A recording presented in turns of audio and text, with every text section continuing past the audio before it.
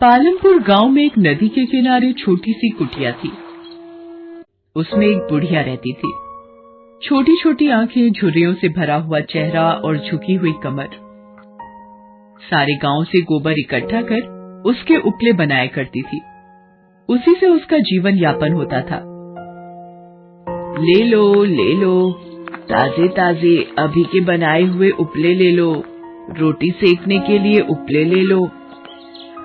अरे काकी, रुकना तो जरा, 2-4 उपले दे देना। आज नया चूल्हा बनाया है, सोचा ताजे उपले जलाकर ही रोटी बनाऊंगी। हाँ बेटी, क्यों नहीं, ये लो, अभी ताजा गोबर से बनाए और कड़ी धूप में सिके हैं, अच्छी आग पकड़ते हैं।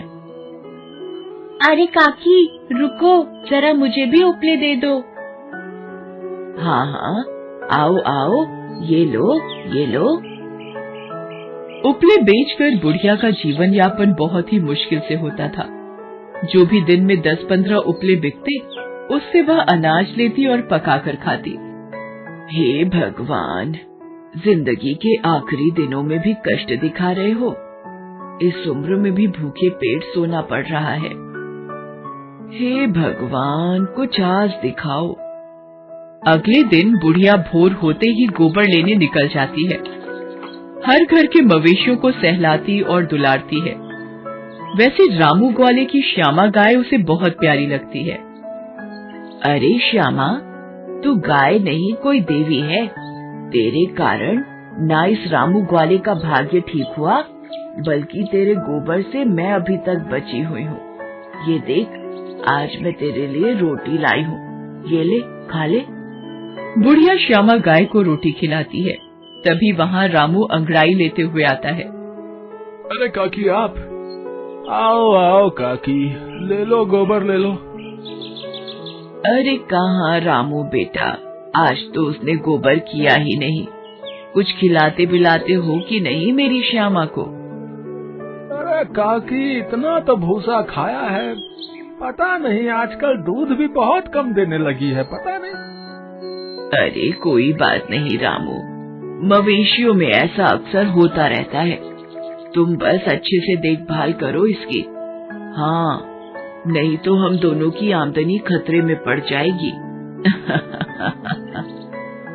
उस दिन भी बुढ़िया गांव से ज्यादा गोबर इकट्ठा नहीं कर पाई। हे भगवान, तुम ये कैसी परीक्षा ले रहे हो एक बूढ़ी औरत से?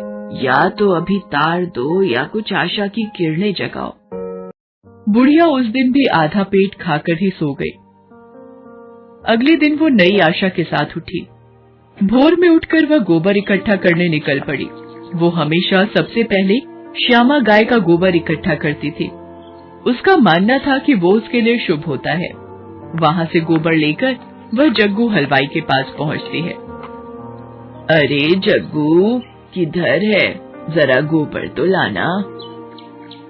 जग्गू बाहर निकलता है। अरे काकी, ना जाने हमारी चमेली भैंसिया को क्या हो गया है। उसने कल गलती से घी पी लिया और वो बस तब से गोबर किए जा रही है। देखो जरा साफ करके ले जाओ। बुढ़िया को जग्गू हलवाई के घर से बहुत सारा गोबर मिलता है और कुछ और घरों में गोबर इकट्ठा करने के बाद वो वापस घर जाती है। आज उसे अच्छा खासा गोबर मिला है। अब खूब सारे उपले बनाकर वो बेच सकती थी। हे भगवान, तुमने मेरी प्रार्थना सुन ली, तुम्हारी जय हो। बुढ़िया ने भरपेट खाना खाया। अगले दिन उसने अच्छे खासे उपले बनाए और सुखाकर गांव में बेचा। अगले दिन भी बुढ़िया ने ढेर सारे उपले बेचे। जरा उपले की बढ़ती बिक्री देख उसने सोचा कि क्यों न थोड़ा और कमाया जाए। ले लो, उपले ले लो, आज ताजे ले लो। अरे काकी, रुको जरा, उपले दे दो। अरे बेटा, ये लो। 10 उपले देना काकी। 1 सेर चावल। अरे काकी, अभी तो 10 उपले आधे सेर चावल में आते थे। अरे बेटा, उपले तो अब जरा महंगे हो गए हैं। आजकल गोबर भी नहीं मिलता। 1 सेर चावल के 10 उपले लेना है तो बोलो। उसे उपले लेने ही पड़े, क्योंकि गांव में कोई दूसरा उपले बेचने वाला ना था। ऐसा कर उसने खूब पैसे और अनाज कमाए। एक दिन बुढ़िया अपने घर में रोटियां सेक रही थी। तभी उसके मन में ख्याल आया, क्यों ना थोड़ा और कमाया जाए और एक नौकर रख लेती हूँ। इस बूढ़ी उम्र में कहाँ तक घूमती फिरूं। बुढ़िया के मन में एक उपाय सूझा। हाँ, मिल गया उपाय। चलो, अब कल जल्दी सुबह उठकर गोबर लेने जाऊंगी।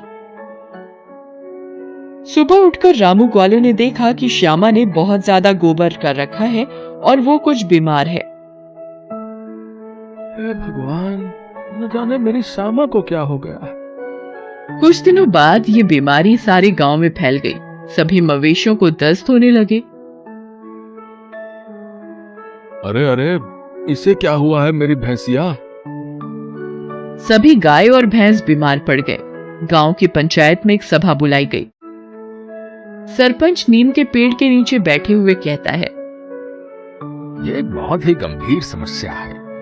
न जाने हमारे गांव को कौन सी छूत फैल गई है, जिससे हमारे सारे मवेशी बीमार पड़ रहे हैं। जरूर कोई महामारी फैली है जिसने मवेशियों को ऐसा बीमार कर दिया। नहीं, ये कोई बीमारी नहीं हो सकती।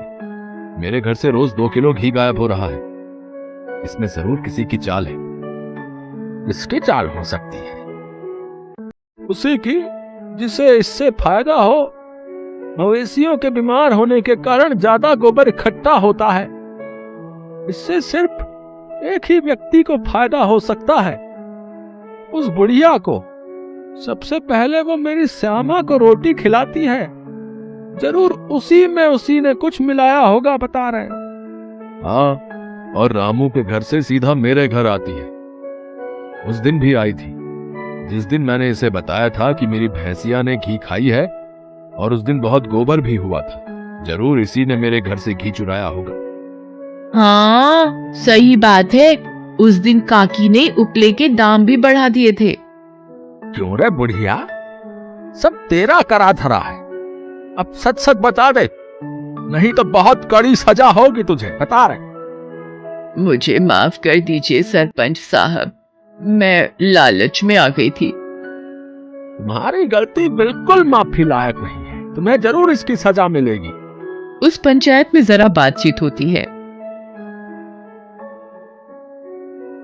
सभी गवाहों की बातचीत से यह पता चलता है कि बुढ़िया दोषी है, और यह एक गंभीर और संजीदा आरोप है। इसलिए बुढ़िया को इस गांव से बाहर निकलने का हुक्म जारी किया जाता है। और आखिरकार बुढ़िया को गांव से बाहर निकाल दिया जाता है।